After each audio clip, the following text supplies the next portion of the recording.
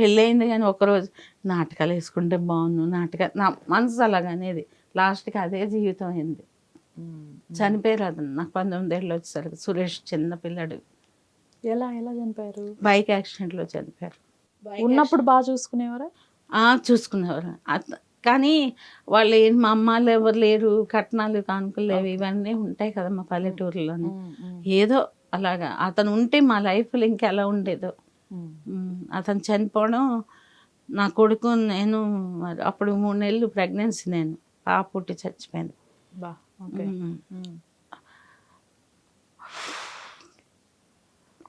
3 months ఉన్నప్పుడు ఆయన చనిపోయారు. చనిపోయారు. బాబు చిన్నాడు, సురేష్ పాపం చిన్న పిల్లడు.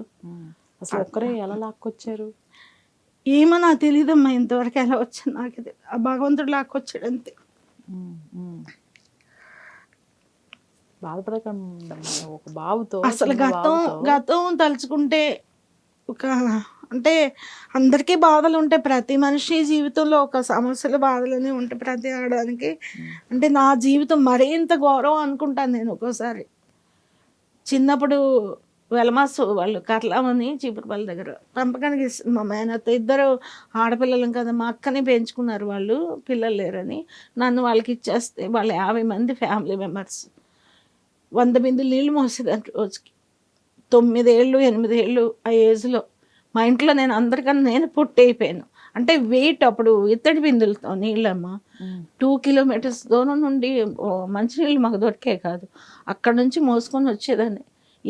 ఇక్కడ ఉండేది జుట్టు నాకు తడిసిపోయి ఇదంతా పీలు పట్టేసి వారంకి ఒకసారి శనివారం విప్పేవారు జడలు, అది వాష్ చేసేవారు. తర్వాత ఆదివారం నూనె రాసి జడలు వేస్తే మళ్ళీ వారం రోజులు విప్పేవారు.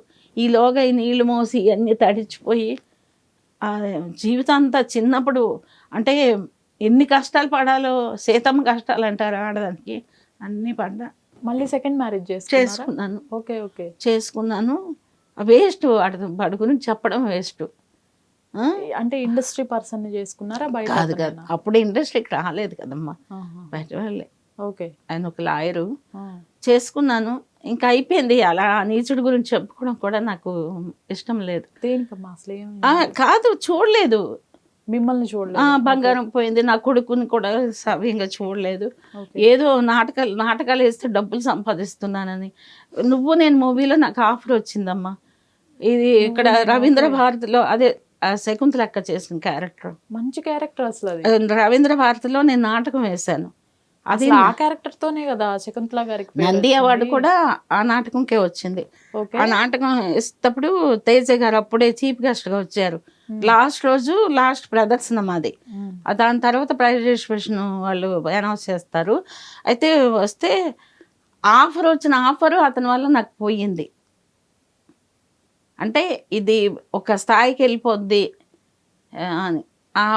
ఆయన ఇంకో మ్యారేజ్ చేసుకున్నాడు, ఆవిడని తీసుకొచ్చి ఇంట్లో పెట్టాడు. ఇవన్నీ జరిగినాయి అమ్మా. ఇంకా అతను మీరున్నప్పుడేనా? ఉన్నప్పుడే జరిగాయి. ఇంక నేను వద్దనుకొని వచ్చేసాను. వచ్చేసి విజయవాడ వచ్చి మా తమ్ముడు ఉన్నాడు, అడిగాను, మురై నేను హైదరాబాద్ వెళ్ళిపోతాను. నా ఫ్రెండ్ ఇక్కడ అమ్మాయి శ్రీజ అని ఒక అమ్మాయి ఉంది, డాక్టరేట్ కూడా మన వచ్చింది, నాటకాలు వేస్తుంది. దానికి ఫోన్ చేశాను. శ్రీజ నాకు జయశ్రీ అనేవారు, ఇప్పుడు పేరు మార్చుకుని సాధనేని శ్రీజ. అయితే అంటే అక్క నువ్వు వచ్చి నీ రూపాన్ని చూసి కాదు, నీ డైలాగ్కి ఎవరైనా పెట్టుకుంటారు, అంత బాగా యాక్ట్ చేస్తాను, నాకు తెలుసు కదా నీ నాటగా, నేను రూమ్ తీస్తాను వచ్చాను. ఇప్పుడు హౌస్ తీసాను కదా, అక్కడే ఒక రూమ్ ఉండేది, 1300కి ఇల్లు తీసుకొని అందులో. బాబు మీరు వచ్చేసారా? బాబు అక్కల దగ్గర చదువు, విజయవాడలో పెద్దక్క ఉంది, నాకని పెద్దది. అదే చెప్పాను కదా మా మేనత్త పెంచుకుందని. వాళ్ళు విజయవాడలో ఉన్నారు, అక్కడ చదువుకున్నాడు. నేను నాటకాలు వేసేదాన్ని కదా, మరి ఎవరు చూస్తారు. అలాగా అక్కడ బాబు చదువుకున్నాడు. డిగ్రీ ఇంటర్ 10th ఫస్ట్ క్లాస్లో పాస్ అయ్యాడు. వాడే ఫస్ట్ క్లాస్ వచ్చింది వాడికే స్కూల్లో. శాంతినికేతన్ అని గోపాలపట్నంలో చదివేవాడు. కృష్ణా కాలేజీలో సీట్ వచ్చింది, ప్రతి సీటు చదివాడు. ఇవన్నీ ఈ ప్రాబ్లమ్స్ వల్ల నాకు దూరం అయిపోయాడు. అతని వల్లే దూరం అయిపోయాడు. ఒక 7 years మేము విడిగా ఉన్నాం. ఎక్కడికి వెళ్ళిపోయాడో తెలియదు నాకు. మళ్ళీ ఒక అమ్మాయిని లవ్ మ్యారేజ్ చేసుకొని వచ్చాడు, 2 ఆడపిల్లలు. వాడికి. ఎందుకని అంటే అతనితో అసలు మీరు విడిపోయారు కదా? విడిపోక ముందు బాగా వెళ్ళిపోయాడు. బాగా వెళ్ళిపోయాడా? చిన్నోడు అప్పటికి. అయ్యో, ఓకే. అది వాడికి నేను సరైన మార్గంలో నేను పెంచలేదమ్మా. ఒక విధంగా చెప్పాలంటే తప్పు అంటే తప్పు నాది అనుకోను. అది కూడా నేను, ఎందుకంటే ఒక ఆడపిల్ల భర్త చచ్చిపోయాడు అంటే ఇప్పుడు ఈ ఏజ్లో, అంటే ఇప్పుడు 60కి దగ్గరలో ఉన్నాను కాబట్టి ఈ ఏజ్లో నేను ఏదైనా తప్పు చేస్తే అప్పుడు నన్ను అంటారు నేను పొగరు ఇలాగా ఈ ఏజ్లో సిగ్గులేదని అంటారు. ఆ ఏజ్లో 22 ఏళ్ళు 23 ఏళ్ళ ఏజ్లో మనకి ఒక తోడు కావాలనిపిస్తుంది కదమ్మా ఎవరైనా.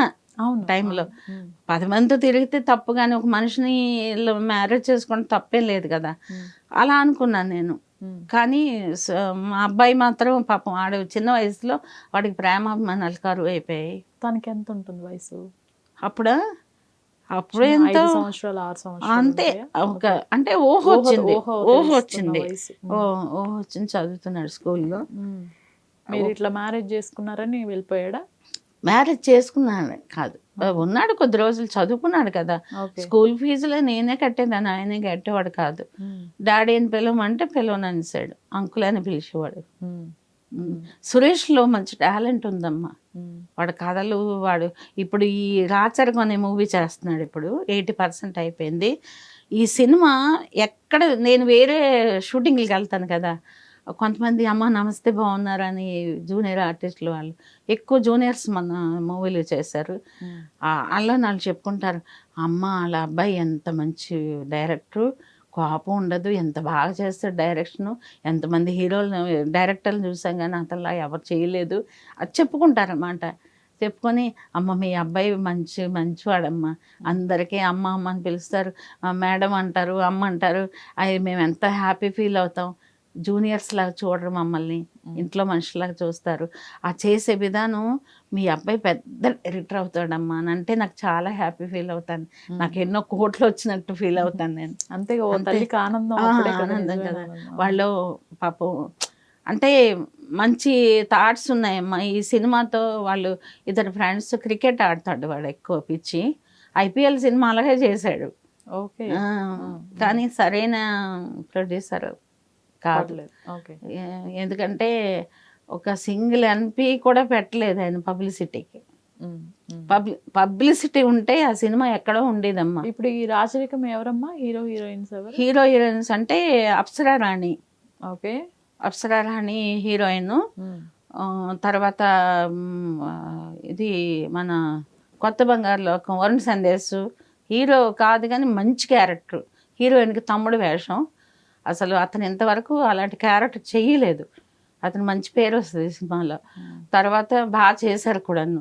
తర్వాత విజయశంకర్ అని మా శ్రీకాకుళం అబ్బాయి, మా కమ్యూనిటీను అబ్బాయి హీరోగా అంటే ఒక 6-7 సినిమాలు ఏవో చిన్న చిన్న సినిమాలు, కపట నాటక సూత్రధారి ఏవో ఇలాంటివన్నీ నాకు టైటిల్స్ తెలియదు, నేను చేయలేదు అబ్బాయితో.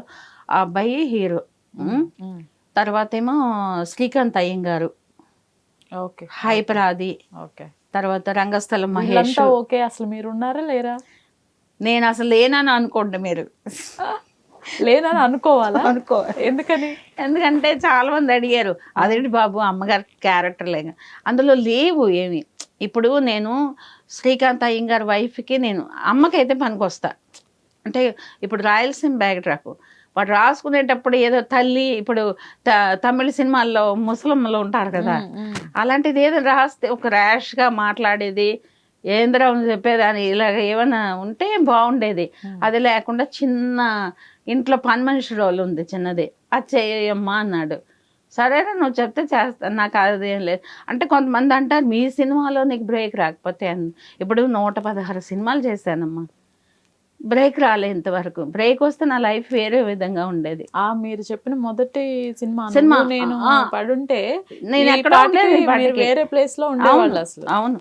శకుంతలక్క నేను మన నారాయణమూర్తి గారి సినిమాలో 6 మూవీస్ చేశాను నేను శ్రీహరి గారు, పోసన గారు వాళ్ళతో. తర్వాత చాలా ఆయన అన్నదాత సుఖీభవ, రైతు రాజ్యం, తర్వాత ఎర్ర సముద్రం, తర్వాత ఏవో సినిమాలు చేస్తే పీపుల్స్ వార్లో నాకు ఎంత మంచి పేరు, అతని దగ్గర నాకు ఎంత మంచి పేరు ఉందో. జగదీశుడమ్మ నటరాజు వారసురాలు అంటాడు అది దండం పెట్టి. ఏ సినిమా డబ్బులకి ఏనాడు మాట్లాడలేదు. నాకు అతను ఇవ్వాల్సింది వెంటనే ఇచ్చేసేవారు. కానీ అంటే ఒక స్క్రిప్ట్ లేకుండా ఉంటుంది ఆయన దగ్గర, మైండ్లోనే ఉంటుంది ఆయన స్క్రిప్ట్. జగదీశ్వరమ్మ ఇది కొన్ని క్యారెక్టర్ నువ్వు ఇది చేయాలి, ఈ డైలాగ్ చెప్పాలి అంటారు. అందరూ చెప్పలేరు కదా. నేను నాటకాలు వేసాను కాబట్టి అది చెప్పేసేదాన్ని, సింగిల్ టేక్ అనమాట. అలా అనమాట. పోసాని మురళీకృష్ణ గారు ఎక్కడ నుండి తెచ్చారండి బాబు ఈ బాంబుని అన్నారు ఒకసారి పీపుల్స్ వాచ్ చేసేటప్పుడు. శ్రీహరి గారు అనేవారు, అతను బతికుంటే నా డబ్బులు వచ్చేసేవమ్మా పాపం. నేను వెళ్ళాను, కలిశాను శ్రీహరి గారికి. ఏ డబ్బులు అంటున్నారు? ఈ పోగొట్టుకున్న 90 లక్షల అంటే చిట్లా వేసాను కదా. ఎట్లా? శ్రీహరి గారి ద్వారా అంటే అతను సెటిల్మెంట్ చేసేవారు. రైట్. అయితే వెళ్ళాను నేను 2-3 సార్లు. వెళ్తే ఉన్న వాళ్ళు వాచ్మెన్ ఒకసారి మేడం అని చూసారట, ఎవరో ఆవిడ చాలాసార్లు కనబడింది ఇక్కడని ఆ వాచ్మెన్కి ఫోన్ చేసి రమ్మనంటే వెళ్ళా. నన్ను చూసి షాక్ అయ్యారు. అప్పుడు సినిమాలు చేశాను నేను అతనితో. అమ్మ మీరా అన్నారు. అదే నాన్న ఇలా ఏమొచ్చారంటే మీతో పని ఉండొచ్చాను నాన్న, ఇలా ఇలా జరిగింది. నేను బొంబాయి వెళ్తున్నానమ్మా షూట్కి, నేను వచ్చేసరికి ఒక 10-15 రోజులు అవుద్ది, మీరు అప్పుడు రండి, ఆయన నెంబర్ తీసుకుని వెళ్ళండి వాచ్మెన్ది, అక్కడ ఉంటుంది కదా, మీరు ఫోన్ చేయండి, సార్ వచ్చారంటే మీరు వచ్చేయండి, మీకు ఇంకెవరు అడ్డురారు ఇక్కడ అనేసి అంటే అలాగే అన్న. ఇంకా టీవీ చూస్తుంటే ఒక రోజు ఇలా చచ్చిపోయారు శ్రీహరి గారు. నాకు అన్నం తినబుద్ధి కాలే ఆ రోజంతా. నాకు ఒక దేవుడు ఒక అవకాశం ఇచ్చాడు, నా డబ్బులు నాకు కష్టార్జితం వస్తాయి అనుకుంటా ఆయన చచ్చిపోయారు. అంటే నాకు మేలు చేస్తాను అనుకున్న వ్యక్తి చనిపోయారు. ఇంకే దేవుడిని అడుగుతాను నేను. అలాగ మిస్ అయ్యాను నేను. అలాగా ఆ సినిమాలు నారాయణమూర్తి గారి సినిమాలు చేసిన తర్వాత అలాగే ఇప్పటికీ పిలుస్తున్నారమ్మా. ఇప్పుడు మొన్న పిండం సినిమా రిలీజ్ అయింది, అందులో ఏదో 3 రోజులు వెళ్ళి చేశాను అనుకున్నాను అంతే. కానీ జనాలు అంటే నన్ను ఐడెంటిఫై చేసి మా మేనేజర్ కూడా చిన్న ఇంక రెండో మేనేజర్ ఉంటాడు, అమ్మా మీరు సినిమా చూసారా అని ఫోన్ చేసాడు ఒకసారి. అంటే నేను చూడలేదు యాక్చువల్గా సినిమా, చూడలేదు నాన్న అంటే, ఆర్ఆర్ పెట్టారమ్మా, మీరు 2 సార్లు కనిపిస్తారు, డ్రీమ్లో ఒకసారి వస్తుంది, మళ్ళీ సెకండ్ హాఫ్ అంతా మీరు రిపీట్ అవుతుంటారు, ఆర్ఆర్ భయం, మీరు ఇలా కూర్చుండేసరికి భయంకరంగా ఆర్ఆర్ పెట్టారు అంటే నేను చూడలేదు నాన్న అన్నాను.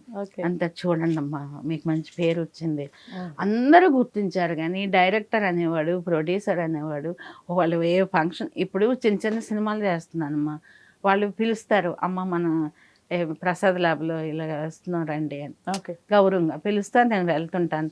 అలా పిలిస్తే పర్వాలేదు, కనీసం పట్టించుకోలేదు ఎవరు. ఎన్ని అయిందా మరి నన్ను ఎందుకు పిలవలేదు నాన్న, ఈ అబ్బాయితో మాట్లాడేదాన్ని నేను, ఇంకెవరు టచ్లో లేరు నాకు. పోన్లే మరి ఇప్పుడు అందరూ ఒకలా ఉండరు, కొంతమంది గౌరవిస్తారు, కొంతమంది ఇప్పుడు అది పోయిందమ్మా. ఎవరికి పేరు ఉంటే, ఎవరికి డబ్బు ఉంటే వాళ్ళే రాజ్యం. ఒకప్పుడు అంటే టాలెంట్కి గుర్తించి వాళ్ళకి గౌరవంగా వీళ్ళు మంచి ఆర్టిస్టులు అని పిలిచి సత్కరించి వాళ్ళకి ఒక ఇది చూసేవారు. ఇప్పుడు అదేం లేదు.